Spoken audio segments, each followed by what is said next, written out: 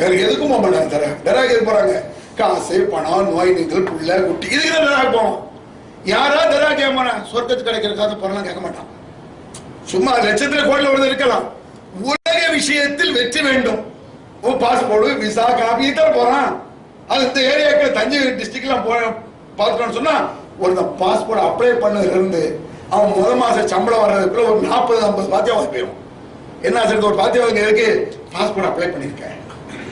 Apply பண்ண police enquiry வர அப்போ ஒரு பாத்தியா, பாஸ்போர்ட் வந்து செலவு அல்ஹம்துலில்லாஹ் அப்போ ஒரு பாத்தியா, அப்புறம் விசா ரெடி ஆயிடுச்சு அப்போ ஒரு பாத்தியா, விசா வந்து சேர்ந்த பிறகு பிளைட் ஏற போகும்போது ஒரு பாத்தியா, இறங்கணும்னு பாத்தியான்னு சொல்லி அவன் போய் முதல் பணம் அனுப்புறதுல இருந்து செத்து சுண்ணாம்பாய் அஜத்து எல்லாம் பாக்குறமா இல்ல. ஒரு இடத்துல எத்தனை லட்சம் பாத்தியா வரும் யாருக்கு? இந்த மாதிரி இந்த உலகத்தை நம்ம இப்படி பார்க்கிறோம். பாத்தியா பாத்தியான்னு சொல்லி உலகத்தில் உலக லாபத்திற்காகத்தான் என்ன செய்கிறான்? அவுலியாக்களை போய் சொல்றான். அல்லாஹ் சொல்ற ரசூலுல்லாஹ் சொல்றாங்க, உலகத்தின் கஷ்டத்தை போக்குவதற்கு ஒரு தாய்க்கு பணிவிடை செய்யலாம் இருந்தது. இது அடுத்து என்ன? பயங்கரமான இக்கட்டில் மாட்டிக்கொண்டார் கொலை. 3 பேர் மாட்டிட்டாங்க. அவர்கள் உலகத்தில் பாதுகாப்பாளர் யாரெல்லாம் இந்த கஷ்டத்தில் மாட்டி விட்டேன். எந்த கஷ்டமா இருந்தாலும் சரி, எவ்வளவு பெரிய துன்பமா இருந்தாலும் சரி, உன் தாய்க்கு நீ செய்த நல்லதை சொல்லி துவா செய்கிறார் சொல்ல. யாரெல்லாம் அன்னைக்கு எங்க அம்மாவுக்கு ஒரு ஹெல்ப் பண்ண கடமை நம்மளுக்கு அதை சொல்ல அல்லாட்டேன். என் அம்மா சொல்ல கேட்டேன். யாரெல்லாம் என் தாய் குளிரமா நடந்துக்கிட்டேன், என் தாய்க்கு அன்பவரமா நடந்துக்கிட்டேன், இப்படி கஷ்டத்துல மாட்டிக்கிட்டேன். யாரெல்லாம் என்ன காப்பாத்து, தாய்க்கு நல்லதை செய்து அதை அல்லாஹ்விடத்தில் சொல்லி துவா கேடு. உலகத்திலே கஷ்டம் நடந்திருக்கேன். எத்தனை பேட்டு நினைக்கிறீங்க? அதனால நம்மளால அதை கவனிக்கிறது இல்லை. தாய் தந்தை விஷயத்துல ரொம்ப பின்தங்கி இருப்பதை பார்க்கலாம். சகஜமாக சர்வ சாதாரணமாக தாயை புறக்கணிப்பது, முகம் கழிப்பது, அலட்சியப்படுத்துவது. சில தாய்மார் வந்து மருந்து வாங்கணும், பெண்ணை செட்டா போயிட்டா இருக்குதான் செய்யுது, பெண்ணை கொஞ்சம் இப்பெல்லாம் வாய் எப்படி வரும்? இதனால நாசமா போறவங்க கொஞ்சம் தானே இருக்கீங்க. எவன் தாயை கொதிக்க வைக்கிறானோ உருப்படவே முடியாது.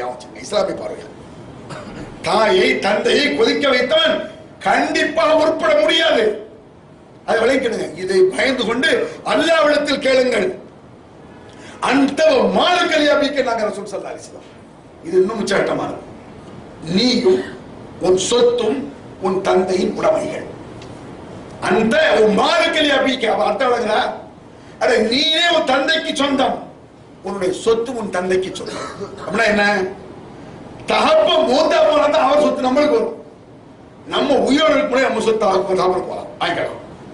நீயும் உன்னுடைய சொத்தும் உன் தந்தைக்கு சொந்தம், உரிமைப்பட்டவர்கள். ஏன் ஈடு கட்ட முடியாதுங்க? எப்படி ஈடு கட்டுவீங்க? அக்காவோ அண்ணனோ தங்கச்சியோ மாமியோ மச்சானோ என்ன உதவி செய்தாலும் அது டபுள் உதவி நீங்க செஞ்சிடலாம். என்ன உதவி செஞ்சாலும் டபுள் உதவி செஞ்சிடலாம்ல. ஏன்னா படிக்க வச்ச ஆள் ஆக்கி சொந்தக்காரன் அண்ணன் தம்பி யாரும் வச்சிருக்கான். 10 லட்சம் ரூபாய் செலவு, நான் 50 லட்சத்தை கூடி முடிஞ்சு வச்சேன். அப்பா நான் கொடுத்ததோ பரமனை தாண்டான துறை விட்டுலானே. தாய்க்கு நீ என்னத்தை கொடுப்பிய? செலவழிச்சே கொடுப்பிய. பெத்ததுக்கு கஷ்டப்பட்டதுக்கு அதை எப்படி நீ செய்வீங்க? அந்த கஷ்டத்துக்கு ஈடு எப்படி செய்வீங்க? யாருமே செய்ய முடியாது. அதுதான் அல்லாஹ் அவ்வளவு முக்கியத்துவம் கொடுக்கிறான். ஈடு கட்ட முடியாது. நமக்காக பெற்றோர்கள் விட்டு தருகிறார்கள் ஒழிய அது பாக்கியம். ஆனால் நினைத்தால் சில நேரங்கள்ல ரொம்ப துர்பாக்கிய நேரம் சொன்னா கொடுமைன்னு தான் சொல்லணும். கஷ்டப்பட்டு வளர்த்து ஆளாக்கி உருவாக்கி நல்ல படிப்பை படிக்க வச்சு சொத்தையெல்லாம் வித்துருப்பான். தாயர் தான் சொத்தை வித்து வளர்த்து புள்ள படிச்சாலும் சரியா வந்துடும். அது நல்லா ஆகும். அதுக்கு பிறகு எல்லா சொத்தையும் ஒரு பேர் தாய் தப்ப கொடுக்காம வச்சிருந்தா இவன் திருப்தியா இருக்கான். தாய் தப்ப பிள்ளை கேசல வச்சிருப்பான். எல்லா சொத்தையும் வித்துருப்பான். டாக்டர் ஆயிடுவான், இன்ஜினியர் ஆயிடுவான். யாரு பிள்ளை அமெரிக்கா அங்க போயிடும். மாசம் 4 லட்சம் 5 லட்சம் சம்பளம். தாய் தப்ப துட்டு பணம் யாற்ற வாங்கணும். மருமகிட்ட போய் கையேந்திட்டு அப்பா அவளை கொடுத்து விட்டுக்க ஒரு 1000 ரூபாய் வாங்கிடுங்க. மறுபடியும் பிச்சை எடுக்கணுமா மருமகிட்ட? யோசிச்சு பாருங்க. அவன் சொத்தையெல்லாம் வித்து உன படிக்க வச்சிருக்கான், உயர்வாக்கியிருக்கான், உன பெற்றிருக்கான், வளர்த்திருக்கான். என்னால் பேங்க்கு போய் எடுக்க முடியாதுன்னு சொல்லி அது தப்பு இல்லை. இப்போ தாய் இருக்கிறான், அப்பா எனக்கு அனுப்பாதப்பா, எனக்கு பேங்க்லாம் போக முடியாதுமா, நீ மறுநாளைக்கே அனுப்பு, அது ஓகே. அது ஒரு தபால்கார மாதிரி வாங்கிக்கலாம். தாயிட்ட கொடுக்கறதுக்கு மருமகள்கிட்ட போய் நிக்கணும். இதெல்லாம் அநியாயம், அக்கிரமம். நிறைய இடத்துல அப்படி பார்க்க முடியுது. துச்சமா இப்போ உனக்கு காசு தாய் தப்பட கேட்கு. அவன் சொத்தை வச்சிருந்தாலே அந்த வாடகை வாங்கி அவன் வாழ்க்கை அழகா ஓட்டுவானடா. அவன் சொத்து இருந்து வீடு இருந்து வாசல் இருந்துடா, வாடகை மாசம் 20,000 ரூபாய் ஒரு எம்மையா இருக்கும். சொத்தெல்லாம் வித்து உனக்கு காசு. என்ன கேள்வி இது? அதுதான் ரசூல் அந்த மாறுகள் அறிவிக்கிறாங்க, நீயும் உன்னுடைய சொத்து உன் தந்தைக்கு உடமை, ஜாக்கிரதை அப்படின்னு நாங்க ரசூல் சொல்றாங்க. நிறைய இந்த புத்தகங்கள் நீங்க கவனிச்சு பாத்தீங்கன்னா இது குறிப்பிட்ட சில விஷயங்கள் தான் நான் எடுத்திருக்கேன். பல்வேறு கோணத்தில் இந்த வசனங்களை தொடர்ந்துக்கிட்டே இருக்கீங்கன்னா அல்லாஹ் ரசூலுக்கு அடுத்தபடியாக திருமறை குர்ஆன்ல இடம்பெறுறதுனா ஹதீஸ்ல இடம்பெறுது. அதாவது கட்டாயமாக நாம் கவனிக்க வேண்டியதுன்னா பெற்றோர்கள் தான். மனைவிக்கு என்ன தெரியுமா?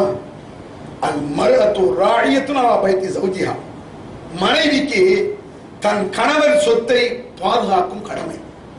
தாய் தகப்பனுக்கு தன் பிள்ளை சொத்தை எடுக்கும் உரிமை. அவ்வளவுதான் சுருக்கம். உங்க சொத்தை பாதுகாக்கிறது கடமை மனைவிக்கு. தேவைக்கு தான் எடுக்கலாம், உங்களை செலவாச்சுங்க நம்ம அனுமதிக்கத்தான் எடுக்கலாம். சட்டத்தை ஏத்துக்கணுங்கிற இது என்ன செலவர் இவர்களை இப்படி சொல்லி ஏற்கனவே இந்த அளவு குதிப்பாரு இவர் வரை இதை சொல்லிட்டாரா குரானில இருக்கு, நான் ஏன் கருத்தை சொல்றேன் அப்படி சொல்லுவாங்க. ஏற்கனவே உங்க அம்மாண்டு பெருசா அனுப்பிங்க, இப்ப இது வேறையா? இதுதான் தனக்கு சாதகம் என்றால் ஏற்றுக்கொள்வது. உன் பிள்ளை விஷயத்துக்கு செய்யுங்க.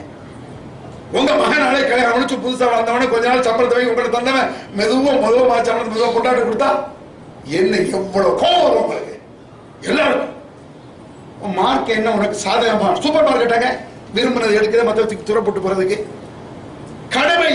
அல்லாஹ்வை தவிர மற்றவர்கள் கடவுளை அழைப்பது, அதனால் பிறகு அவர்கள் அல்லாஹ்வை திட்டுவது எவ்வளவு அல்லாஹ்வுக்கு பிடிக்கவில்லையோ சட்டமோ, அவன் செய்யக்கூடிய மனத்தனத்திற்கு நீ காரணமாக இருக்காது என்பது எப்படி சட்டமோ, அதுபோல உன் தாயை இன்னொருவன் திட்டுவதற்கு நீ காரணமாக இருந்து மனத்தனத்தை தூண்டாதே என்பது சட்டம். அதனால மனைவி உன்னுடைய பொருளை பாதுகாக்கும் கடமை அவளுக்கு. ஸௌஜிஹா, தன் கணவனின் சொத்தை பாதுகாக்கும் கடமை யாருக்கு? குல்லுக்கும் ராயின் வ குல்லுக்கும் மஸ்ஊலுன் அன் ரஅய்யத்திஹி ஹதீஸ் தான். எல்லோருக்கும் பொறுப்பு இருக்கிறது. அந்த பொறுப்பு பற்றி விசாரிக்கப்படுவீர்கள். உங்கள் சொத்துக்களை உங்கள் மனைவி பாதுகாக்கக்கூடிய பொறுப்புள்ளவள். அதை பாதுகாக்க விட்டால் அவள் விசாரிக்கப்படுவாள். தாய் தப்ப உங்க சொத்தை எடுத்து திண்டாங்கன்னா விசாரிப்பு கிடையாது. அந்த உரிமை அவர்களுக்கு இருக்கலாம். நம்ம விட்டு தர்றாங்க, அவ்வளவுதான்.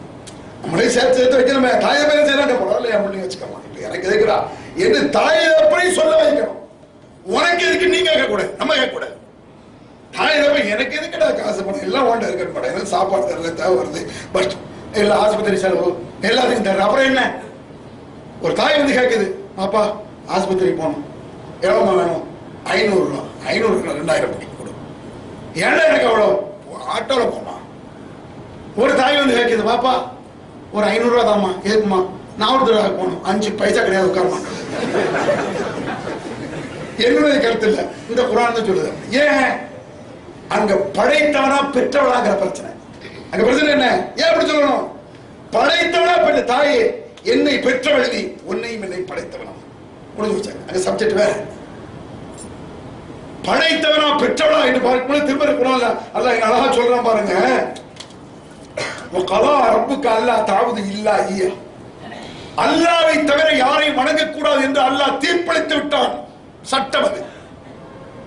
அல்லாஹ்வை தவிர யாரையும் வணங்கக்கூடாது என்பது அல்லாஹ்வுடைய தீர்ப்பு, சட்டம். ரைட்டா? கட்டளை. வபில் வாலிதைனி இஹ்சானா, பெற்றோருக்கு உதவி புரிய வேண்டும் என்பது அல்லாஹ்வுடைய தீர்ப்பு. அல்லாஹ்வை தவிர யாருக்கும் வணங்கக்கூடாது எப்படி என்பது எவ்வளவு முக்கிய சட்டமோ, அதுக்கு அடுத்த சட்டம் என்ன? வபில் வாலிதைனி இஹ்சானா, பெற்றோருக்கு மனம் நோகாதபடி அன்பாக நடந்து கொள்வது. இம்மா எவ்வளவு இந்தக்க கிபர் அஹதுஹுமா அவ் கிலாஹுமா, உன் பெற்றோர்கள் ஒருவர், தாயோ தந்தையோ, அவர் அவ்விருவருமோ வயது முதிர்ந்த நிலையை அடைந்து விட்டால், தள்ளாத வயது, நல்ல திடகாத்திரமா இருக்கணும், பெருசா பேச மாட்டாங்க. அது தாய் தப்பனுக்கு சொத்து இருந்தா ஒன்றும் பேச மாட்டாங்க. திடகாத்திரமா இருக்காரு தாய் தப்பன், அவர் மேல 2-3 கோடி இருக்கு, இவன் வந்திருக்கான், தாயை வச்சு சரிங்கதா, ஆமாங்கதா, சரிங்கதா எல்லாம் சொல்லுவான். வயது முதிர்ந்த நிலை அடைந்து, தள்ளாத வயது நிலை அடைந்து, இனிமேல் இவர் பேங்க் ரிஜிஸ்டர் ஆபீஸரா போக முடியாது என்ற நிலை சும்மா கடங்க எப்ப சொல்லுவான். நம்ம அவரை பேங்க் போறாரு, ரிஜிஸ்டர் ஆபீஸ் போக முடியுமா? ஒரே இப்படி தள்ளி விட்டுவானே, அதுக்கு பயந்து என்ன அவரே பயப்படுவார். அதுக்கு தான் சொல்றோம், அவர்கள் தள்ளாத வயதை அடையும் பொழுது ஜாக்கிரதை. அதுக்கு முந்தைய அடைஞ்சாதான் அவளை தாய் தப்பன் மிரட்டிடுவாங்க. ஒழுங்கா என்ன பொண்ணு சொல்லிக்கிட்டு ஆடுற, சொத்து வேணுமா? தெரியாம பண்ணோம், சொத்துல இருக்கு 5 கோடி ரூபா சொத்து, 5 பசங்கன்னா 1 கோடி தான் வரும். மனைவியே பயப்படாது. அவனு சொல்லுவான், அவர் நம்மகிட்ட சொல்லுவான், எங்க சொத்துக்கு தான் போடாதே, சொத்தப்பெல்லாம் இளையவர்கள் சொல்லுவான், அப்படின்னு கொண்டாடியே சொல்லுவான். இது யதார்த்தத்தை சொல்லுகிறேன். பெண்களை சாடுகிறேன் நீங்க நினைக்க கூடாது. உலகத்தில் நடக்கும் யதார்த்தங்கள் அப்படிதான். அப்படியானால் வயது முதிர்ந்த நிலை, இனிமேல் தாய் தப்பனால் ஒண்ணும் செய்ய முடியாது, நடக்க முடியாது, ஒண்ணும் கிடையாது. ஆறுதல் நோம்பு ஹதீஸ்ல வருது இல்ல, தள்ளாத வயதுனா தன் வேலையை தான் செய்ய முடியாத நிலை. ஒரு யூரின் உள்ளுக்கு போனாலும் அடுத்தவருடைய ஹெல்ப் தான் நடக்கும். சாப்பிடனாலும் பிள்ளைல இருந்து சாப்பாடு கருத முடியும். இந்த நிலை அடையும் பொழுது அந்த நேரத்தில் செய் என்று சொல்லிவிடாதீர்கள். அந்த நேரத்தில் ஒரு கோபம், அந்த நேரத்தில் வராது. உடலை கட்டுப்பட்டவங்க கூட நல்லா இருந்தாங்க கூட அந்த நேரம் திரசரி நீ நல்ல இப்பதான் சுத்தம் பண்ணி படுக்க வச்சிருப்பீங்க, ஒரு அரை மணி நேரம் தூங்கிருப்பீங்க, டக்குன்னு யூரின் அல்லது பாப்பா ஒண்ணு போண்டா ஏதாவது சொல்லுவாங்க, கஷ்டப்பட்டு இருந்துப்பீங்க.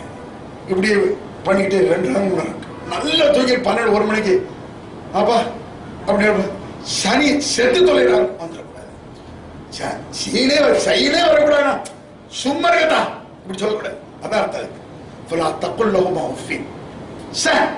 என்று சொல்லாது. எத்தனை நீ மூன்றப்ப, எத்தனை நீ பாத்ரூம் போயிருப்ப, என்ன அக்கிரம் பண்ணிருப்ப, கற்பனை கிட்டாதங்க. அப்படியெல்லாம் சொல்ல போனா புள்ள மோண்டா தாயப்ப கோபமே விட மாட்டேன், சிரிப்பான் சில பேர். 1 வயசு 1.5 தூக்கி மோண்டான புள்ள இருந்துட்டா பாத்தியா, அந்த அளவுக்கு புள்ள நீ மோண்டத ஒரு தாயப்ப சாய்ச்சிருக்கான். நீ அசுத்தப்படுத்துறது அவன் அசுத்தமா நினைக்கல. அடுத்த ஆளுக்கு பேரப்பட்டா எவ்வளவு கோபம் வரும், அடுத்தவருடைய எச்சி பட்டால் எரிச்சல் வரக்கூடியது. தான் பிள்ளையுடைய அசுத்தம் படு அசுத்தம் பட்டா எப்படி ஜீரணிக்கிற நீ? உன் தாயரை எப்படி சொல்ல முடியும்? யோசிச்சு பாரு. அப்ப நன்றி கட்டுறான். ஆமா, துரோகிகளா கற்பனை பண்ணி பாருங்க. என்று எச்சப்பட்டு விடாதீர்கள், தன்ஹர்ஹுமா வெறுத்து பேசாதீர்கள், எச்சப்பட்டு பேசாதீங்க. வக்குல்லஹுமா கௌலன் கரீமா, அன்பான வார்த்தை, பாசமான வார்த்தை, அழகிய வார்த்தைகளை பேசுங்கள். சொல்றான் அல்லாஹ். சொல்லிட்டு அலா அன் துஷ்ரிக பிஹி மா லைஸ லக பிஹி இல்முன், இந்த விஷயத்தை சொல்லி ஒரு வசனத்தை கடைசியில் அல்லாஹ் என்ன சொல்றான்னு சொன்னா, அலா அன் துஷ்ரிக பிஹி மா லைஸ லக பிஹி ஷைஉன், இவ்வளவு அவர்கள் சொல்லை கேளுங்கள், ஆனால் அவர்கள் உங்களை இணை வைக்க தூண்டினால் கட்டுப்படாதீர்கள். அது மட்டும் சட்டம். அலா அன் துஷ்ரிக பிஹி, எனக்கு இணை வைக்க தூண்டினால் ஒத்துக்கொள்ளாது, அது முடியாது என்றோம். ஏன்? படைத்தவனுடைய சட்டம். எந்த படைத்தவன் பெற்றோரை மதிக்க வேண்டும், பாசம் எடுக்க வேண்டும் என்று சொன்னால் அதே இறைவனுடைய சட்டம். அது முதலில் அல்லாஹ், அதுக்கு பிறகு இஸ்லாமிய பிறகு இறை தூதர், அதுக்கு அடுத்தபடியாக உன் தாய், உன் தாய், உன் தாய், 4வதாக உன் தந்தை. லா தாஅத மக்லூகின் ஃபீ மஅசியத்தில் காலிக், இறைவனுக்கு மாறு செய்யும் விஷயத்தில் எவருக்கும் கட்டுப்படாது. அது பொது விதி. பொதுவான ஒரு விதி இருக்கு இஸ்லாத்துல. அல்லாஹ்வுக்கு மாறு செய்யறது யார மனைவி என்ன, மக்கள் என்ன, அண்ணன் என்ன, தம்பி என்ன, மாமா என்ன, தாய் சொல்லை கேட்க கூடாது. யோசிச்சு பாருங்க, இப்படி எல்லாம் இருக்கமான்னு பாருங்க. இந்த உலகத்தில் நாம் கஷ்டப்படாமல் வாழ வேண்டும் என்றாலும், உலகத்தில் வரும் துன்பங்கள் நம்மை விட்டு நீங்க வேண்டும் என்றால், பெற்றோரை நீங்கள் குளிர வைக்க வேண்டும். அப்படி என்னைக்கா பேசுறாலும் மதிப்பு தயவுசெய்து மன்னிச்சிருக்க, நீங்க வெறுக்கிறாரம்மா, மனம் வெறுப்பிடாத, நாசமா போயிடும் அப்படின்னு பயப்படுறோம். தாய் தப்ப நம்மளுக்கு பழித்து பேச வேண்டாம், நம்மளை சபிக்க வர வேண்டாம். என்னடா இவன் இப்படி செஞ்சு போட்டானேன்னு ஒரு தாய் உள்ள குமரிட்டா உருப்படவே முடியாது. சுருக்கமான அல்லாஹ் காப்பாத்து. அதனால நபிமார்கள் அப்படி துவா செஞ்சாங்க. சுலைமான் அலைஹிஸ்ஸலாம் எப்படிப்பட்ட துவா அது. நம்ம எப்படி அல்லாஹ், நான் உன்னை தொழ வேண்டும், ஜகாத் கொடுக்கணும், தர்மம் செய்யணும், நல்லது செய்யணும், இத்தனை ஏன் செய்யணும் தெரியுமா? எனக்கும் என் பெற்றோருக்கும் அருள் செய்த என்பதற்காக நான் செய்யணும். கடன், கடமையான கடன்கிறது இருக்குல்ல, எப்படிப்பட்ட மேட்டர் அது என்பதை கவனத்தில் கொண்டு, இறைவனுக்கு மாறு செய்யும் விஷயத்தில் யாருக்கும் கட்டுப்படாதீர்கள். யார் அல்லாஹ்வுடைய சட்டத்திற்கு மாற்றம் செய்கிறார்களோ அவர்கள் அநியாயக்காரர்கள். இன்னொரு வசனத்துல இறைவன் சொன்ன சட்டத்திட்டப்படி அவர்கள் முடிவெடுத்துக் கொள்ளவில்லை என்றார். அல்லாஹ் சொல்ல முடியுது தானே, அல்லாஹ் சொல்ல தானே, அந்த சட்டப்படி நாம் முடிவெடுத்துக் கொள்ளவில்லை என்றால் இவர்கள் காபிர்களே வந்து போங்க. நீங்க நினைக்கிறீங்க காபிர் சிறுக்குன்னா சிறுக்கு மட்டும்தான் சிறுக்கு. தாய் தகப்பன் சொல்லை கேட்டாமல் மறுத்து துரோகம் செய்தால் கூட குர்ஆன் சொன்ன தீர்ப்புப்படி அவன் நடக்கவில்லை ஆயிரும் என்பதை கவனத்தில் கொண்டு, இந்த உலகத்தில் நிம்மதி, இந்த உலகத்தில் பிசினஸ் நல்லா இருக்கணும், இந்த பிசினஸ் வியாபாரம் நல்லா இருக்கணும், படிப்பு நல்லா இருக்கணும், நல்ல வேலை கிடைக்கணும், சம்பாதிக்கணும், அதுக்கும் பெற்றோருக்கு தான் அன்பா இருக்கணும். மறுமை நரகத்தை விட்டு காப்பாடணும், அதுக்கும் பெற்றோர் தான். ஃபர்ஸ்ட் அல்லாஹ், அல்லாஹ்வோட தூதர், அதுக்கு பெற்றோர் என்பதை கவனத்தில் கொண்டு, அதுக்காக மற்றவர்களை விட்டு நான் சொல்லுவது அடுத்தடுத்த ஸ்டேஜ் என்பதை கவனத்தில் கொண்டு, இதையெல்லாம் நாம் அமல் செய்து இந்த உலகத்தில் அல்லாஹ்வுடைய அருளை பெற்று மறுமையில் அல்லாஹ்வுடைய சுவனத்தை பெற அல்லாஹ் நம் அனைவருக்கும் உதவானா என்று சொல்லி முடித்துக் கொள்கிறேன். அல்ஹம்துலில்லாஹ்.